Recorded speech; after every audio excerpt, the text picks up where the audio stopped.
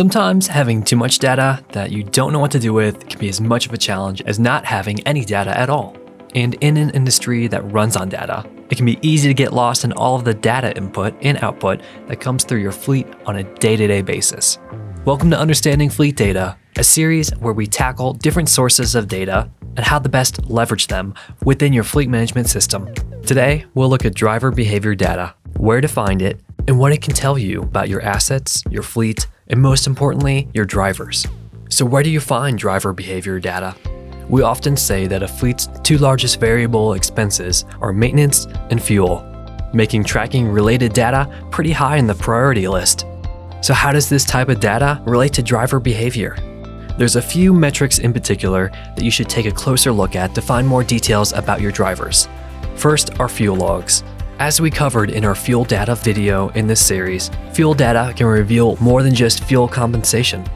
If you use your fuel logs to compare expected miles per gallon for each asset versus its actual miles per gallon in the day-to-day operations, you might notice a discrepancy that could point to adverse driver behavior.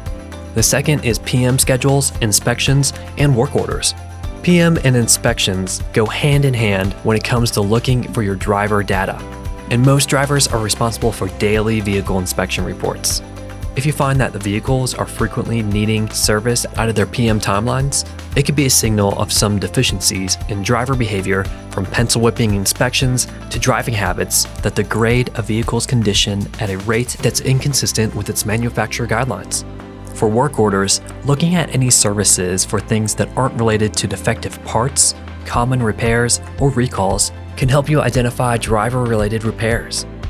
Now, Telematics is the obvious choice for monitoring driver behavior. With GPS tracking and onboard diagnostic reading capabilities, Telematics can literally monitor things like route adherence, speed and harsh acceleration, braking and cornering, and excessive idle times.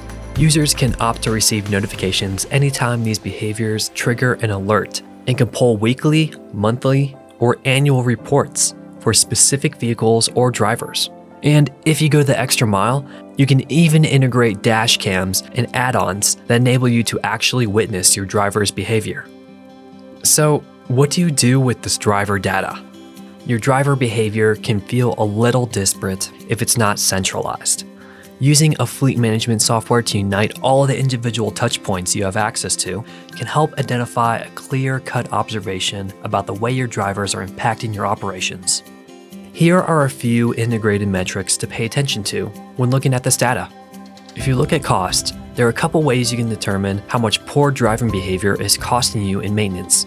The first is to compare your vehicle's actual service history against its PM schedule. The second way is to compare it to a baseline asset in your fleet. The difference between the baseline and the vehicle in question will give you a good idea of how much in maintenance spend poor driver behavior costs you for any given asset. Now, if you're looking to quantify a vehicle's downtime over the period of which that vehicle was assigned to a specific driver whose behavior is in question, a great way to do this at a glance is to view a vehicle's status summary report in FMS. Status summaries show to the day, hour, and minute how long a vehicle has been active, inactive, in the shop, or out of service. And the last but not least is to check lost revenue.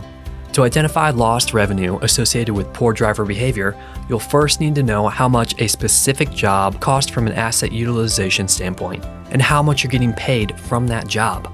Then, take a look at avoidable downtime and calculate the discrepancy between the time the asset could have been in operation versus how much it actually was in operation. And if you want more tips on managing your fleet data, check out the rest of our Understanding Fleet Data series for more ways to capitalize on the abundance of having data at your fingertips.